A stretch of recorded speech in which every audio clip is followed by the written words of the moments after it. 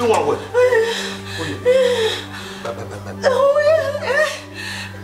C'est bébé.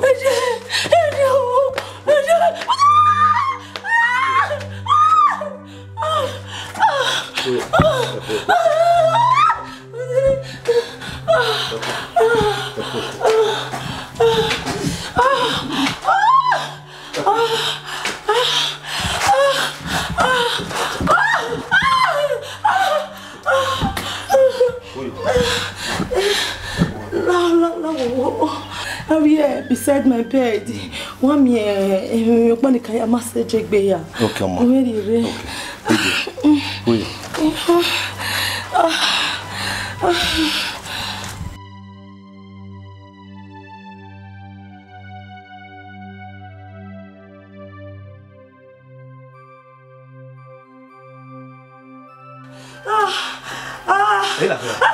What's it?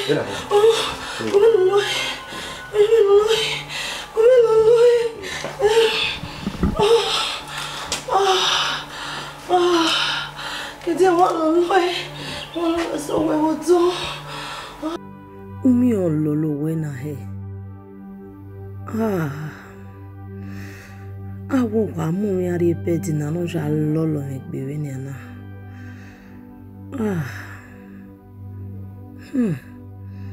O wa lolo wewe ni ana. Ogo to ni ki aje e. Iyo bini wata mai. Dove Zaina? Harry. Oh, it's when he had only more wani.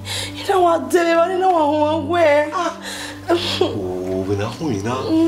Because I'm where many anything I will at least we are coming everywhere. Must give any good dinner in Murina. Must want to stress you, on your seat. Boy, who give me a stressing me. Eh? Who you? Who you? I'm not going to be able to get Murina. Okay.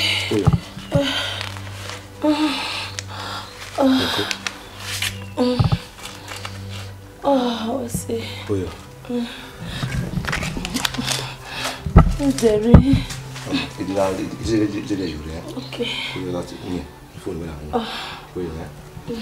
We're doing why did medicine now? I come out. Okay. There is stress in me. I might do. Mas é Gary.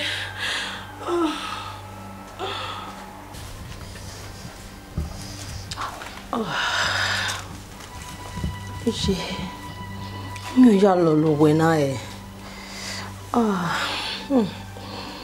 Apo we play the wari na.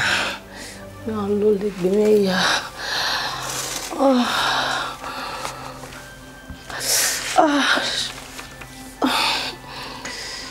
Abini watama e. Me di atama me do ku e.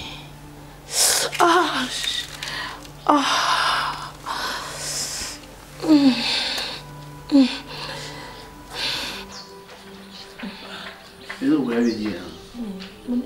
What is it? Well, I tell my cook back again at Tamawe. If we win an house, who call me? You see, when I may, I will let you quiet. Don't wear the hospital. I'm making out bargain with see. Your safety is important to me. I know, but you must only way to stop you when we tell you now. Thank God, do a dosagari. Those are yade or you say a pion. I made to real not going to ya massage a cabo. Over here. You mean me here to be yade when you are going to do it. Who make more? Do so, I see. Most of our way. They do say you right here. Well, I am come away only a year. Uti, you see when I'm here, where do what? Those are here, cabo. Most of our you was say. Say good now. que me é uma moto. Eu vou lá fora, This is why you like a couple. Eu falei hoje é. Olha, ele disse somehow. Vai esse chá. Ok. E agora? Mano, wala.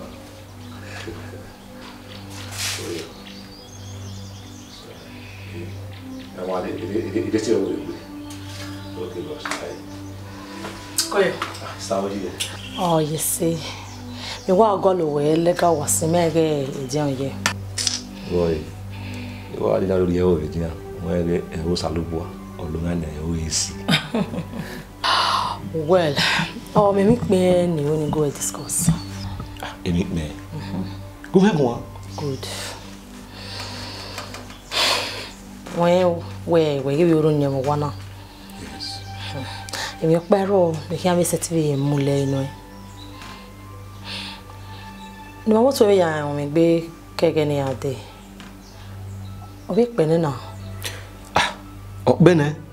E ri mi asi na jira kege ni ade. E ba yi ni hia. Good. Kege ni to fi ni ma we na agwana. Automati me o we ma ri bokan. E mata betana.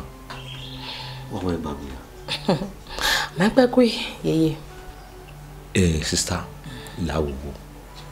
Emi ade basan kan mi wene. Odo ime ni nu o. Owi je me no. O ga ri wa ban ya ti eni gwegbon. Ya yi me ti wa tam wewe no egbo ho. Roda o san o tun ni. O ga gwegbon. O yewe na me gbo wa. Ye me de be ze yu we yi. Sister, we ni kata wa ban. Owi ye le you know. O ga do bo mo le onu we. E hen ti mo le o me. Mo ka ye bi on e ho we. Ado mi we awon o we hin. What say we those stress. Roda, na we matter when you read me that you are tired. I need you to do me a favor. A favor? And go ahead. When we were Osaoyena, you guys are not just brothers, your blood. And we know sound or in me so we are no time more when I where I will want you no go me with me do wa me. Osawa mi dan. Nah. Now Aderiku Ouje ra onu da me. E ri be dan yi. Ruda emi awa no so yi. E ra bo na ke mi de. Awa e ndo gbe na. La wo. E ri be ita. Unu we ata na. O ti de ki ati ya fo. Ya sound we ni. Come on. Wa go nu na yi. Di me gu we do ha me. Me here ti wa ro we na na so you no go mo ko me so that me can be mo je gbe na. Yes. So no here me here no go na he na gari ye no e. No ja bi nya no e. Wa wo the feedback e. Are you serious? Go it, ita ma wo. Fini kata, kiriyeta. E yo ba ro ni ha wo. Can you imagine this girl? The me gun you do have. My old brother's wife. Agwa e gbona mi. De ti yan bi ore, ya ha mi yan we, o ma mi ere. O di yi. Aw. Aso ke ni bisha. Adosa. Opo e ko le mama, o ge tele. It was a tele. A female ni wa watching now what they interesting. Ibai gane ni sabe mo adi dan ma o gba ri abi le ma wi do re we dan take no like. Lao o ma be gbe me. We ari owo e. O ma be agbe me ati mo me ari kishi ni. Sabe gbe me. Edosa. O me ne wo ya, so ma mo mi. You might understand. Be gwa mo we. Ke mo we o. My back green ya be gwa mo we. Be ma ta no mo e. We wo le ari owo.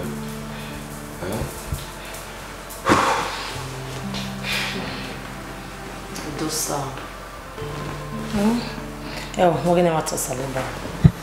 Mama like him no begi.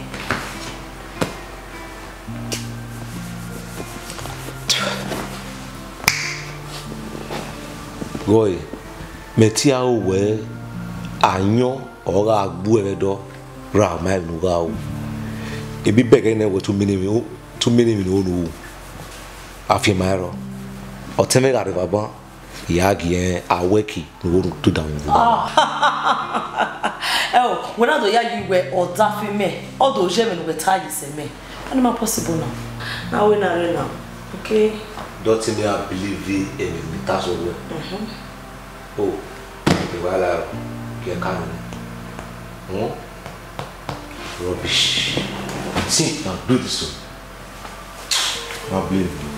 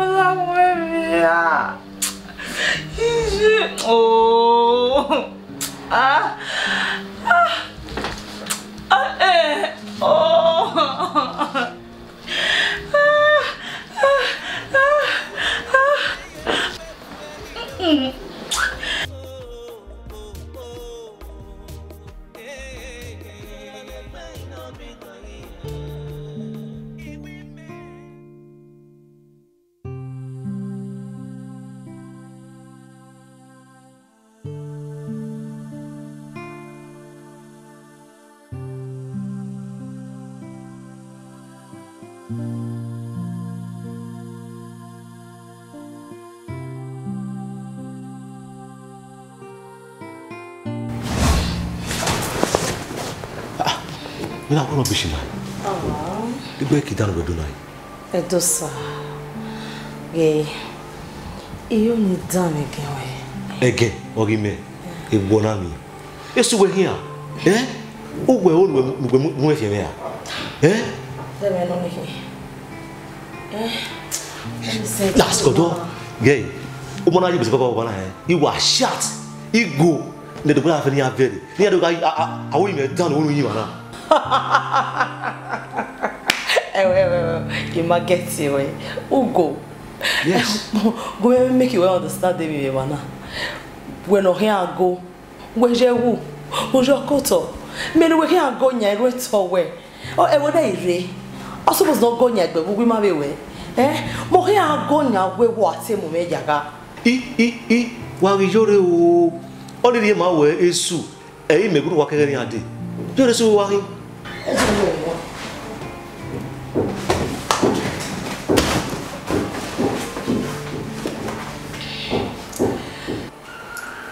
Honey. Oh, yeah, go here. Oh, yes. What are you doing? Where's the second one? Oh, yes, a client and yeah, me. So, my need you discussion, so And there's no need to be outside. I need to go out, do I want you? Let me just come back home. Okay. Moreover, one of the rent away the Mojaya city room here. Oh, it's away. You may hear say who that is make a room for more with Benny at Yahoo. So, you know how woman who I thought I should check. So, you know, I was like, Mama, okay. Edosa. Edosa. Yes, go back with there. No. What a lad, and I mean, read the next street. Yeah, you did me or so. Oh, honey, boy. I'm a female. You know what I mean? Yes, why are we? When a article was doing ma. So near Kawado, and then you work a warrior in it. Oh, yes. You're doing man. It's okay. I had to wear a one like that. Over here.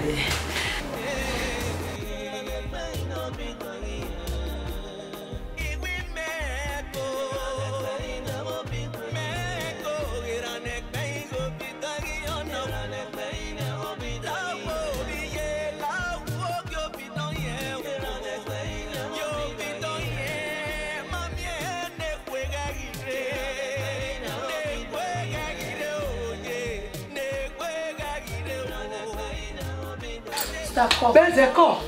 Yare je. Obe yesi. Ko, oda fun wewo. Oro wa so na lati na mi na ba. Ko. Edi amara ve po musa meze no bi je me. Sawase. Bo musa yin o. Sister. Meze. Sister walking. Meze ni je sere mi. Sister. O da fun ile ku ya.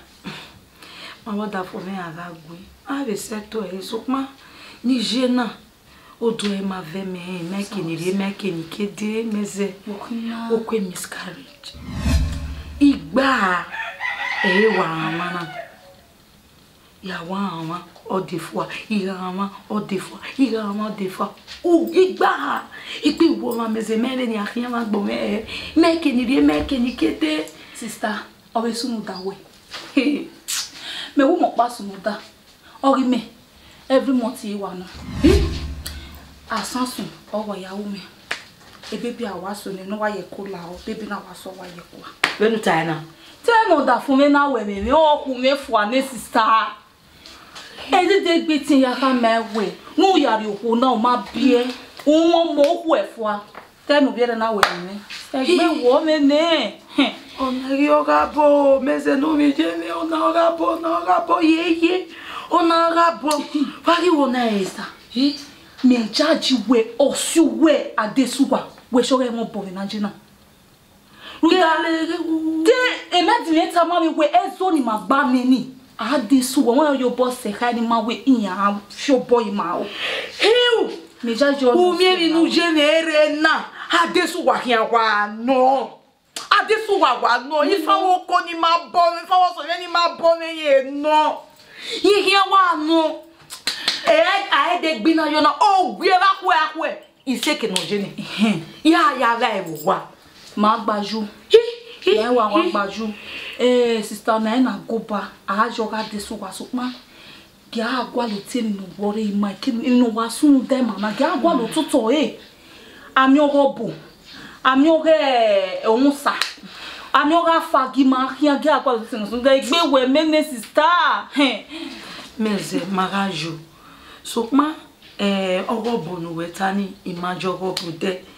me manu bo ewie me ni ya wo hiya ebes ya gwale o pastor ogo unsa ni ma hia na ya gwegwa hagi ke jogo unsa ni o ma de adesuwa ni egbagbo owo akwe agwa adesuwa ni ami adesuwa ge adesuwa ni ya se gbeme yoru sister go ya de mo e mi ki wo wa wo me mefo ide mi sister la wo mi nya me ya mi ya ke papa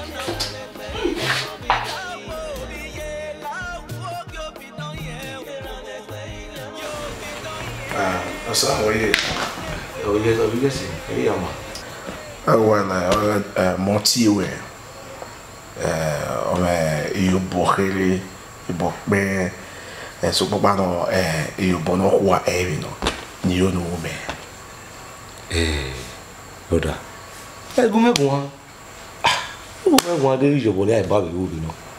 Yes, of course. So you are my brother, yeah.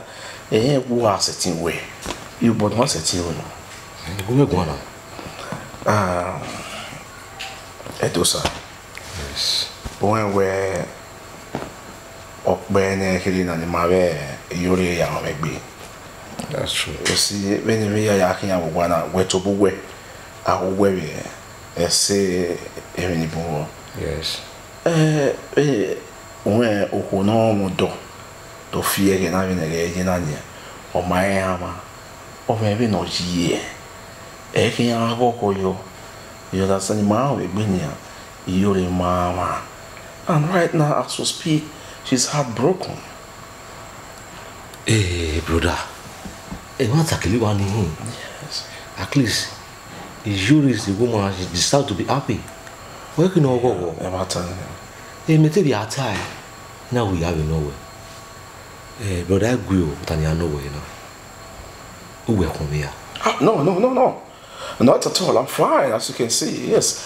Everyone by home, you know, I'm just okay. Just that where I'm fine. I'm okay. In the right way.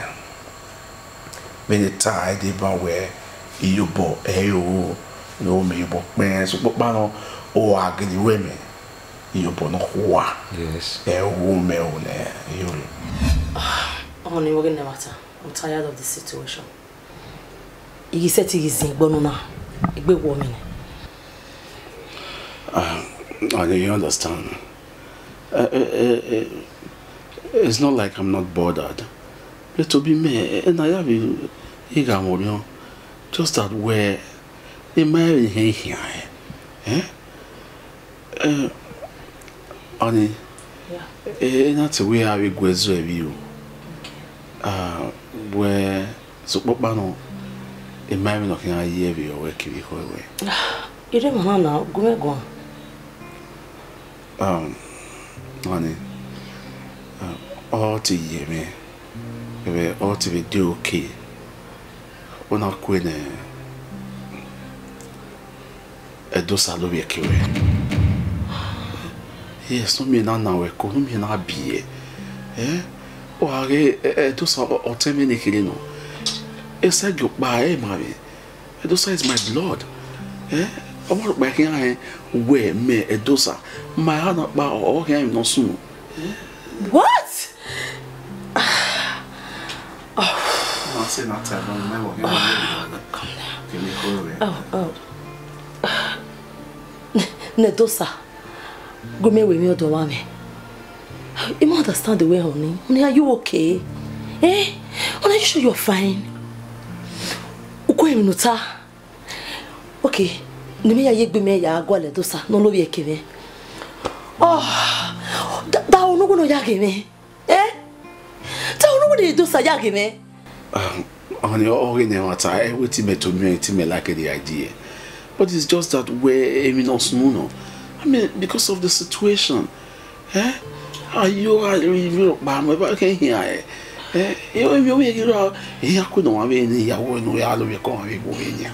It's better whatever you are away. You'll be sent you back. Honey, I'm with you in anything you want to do. But certainly, oh no.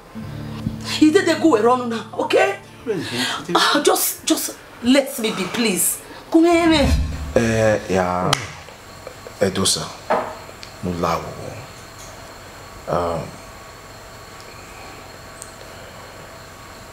Edosa. Oh, yeah. No love your kiori. Yes. No love your care. No naiko. Now you do me where. Iyori do hawa odo biomo owo bore koe to lawo is it what you tell me here why inside your ba marry working o are we o ina marry more way and ye we need you no lawo so that she can be happy again and you know go brother ina ro ba yo pa ni me do yo yo ba de good dog be making you we na no ata Get it? So brother, ogu we awa no negbena. Awa no kwa no negbena. Just listen to yourself. Ni me gwo gwo we nyo do hanu. Can you imagine that? Edosa. Asupo pano no way. So no ye yam so na. Na you bo no. No you bo na ni. This time do be we o ka me do ha mo do bi e. I do ati e kin ye. O me do ai yo mo. Ma wo ni ma wo pa this time. Brother, lawo ime mu bi na yawo. And you na me we o men se saha. You understand? Do wa ro nu gi e ni wa lo. Iyi mo bo. Pe na ho bi na. Eni awo ai wa no egbe na. A egbe na we na wa. Lawo o kan setting give me ho le ba se wa. Ti wa set no sa lo wa ha. Egume wu ani ya ye we. Why would I make love to your wife? Edosa. Rose la. Edosa me no sa otun mo ji. Edosa wo na ni ma no na wo. Rose. Egiawu. Egume wu. Me go kun we mi odo ha. Mo mama no. No. Hey, bro, it's okay. Edosa.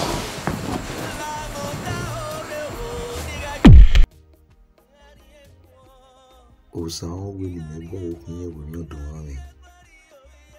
Vinu saona e awa. No le hia we bi mana. To sao no gime ne hemia. Osana wa ranu watu ni mame we ni go kun ye we odo ha. Ijo. O pari no kokwa e ona wa hin. Ono na wari vai wa mia veri o ime ye tike gbeju sa won ani wa ta no makagbo ni ma ime sa o ni ya ta me nya setting ku yo na ye ko ari vai nya enye setting aru wa ino nya wa ari ori ye ya sola dia ya sumabo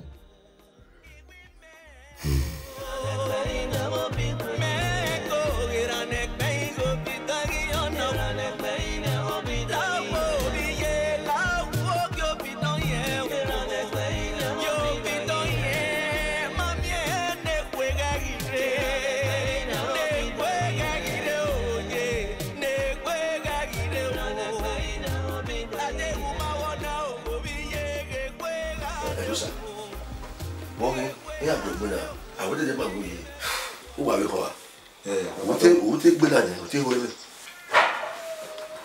baba mo bi jime ke usan e do ha mo ruda egbe kinu san no ono ya be ado you don't understand usan o la wo ki wa mo te gbe na te baba date ma wo egbe nara ma wo egbe o ge mase ni wa yi na o so na ogu we usan o wi je owo ni me gwo wo yin wo do ha agwa ado sa o na emi agwa ni wa le do ni ma wa egbe e ya fefe le sunu e de ni o sa wa mi wa te ni wa mo we lo mi we le be ko wo yin o sa o e hin di fois wo sunu yi o sa o e ya do baba egbe kinu san o no ya be ado me ma understand the man doesn't baba ruda they don't sound oh no give him no woman the man we we say we you ki amere about one ati me we na wo ko so do so we ma egbe wo ya de na ti o sa o gege ya de na ti ma we ba se you kan even you know ki no do na ka be we agwa wa no we ma be mana mama on we wa so ro ko ya ti e igbe ode won na nya baba inu China ipo yo sukuma ori to aboyo mi ato boyo we me de le keke kaka nya quand même avoir non et il n'avait que boy avec une qui a et qui dit qu'il est on va se on avoir là avec et qui a eu donc ça bon là papa il y a qui n'a tout ça comment oh bah ouais c'est papa il a ça quoi maman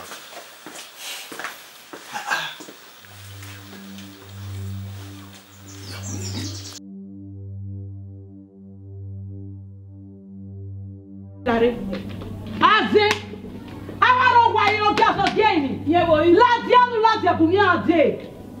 Nemi gbegbe. Owo yen wo gwa ba.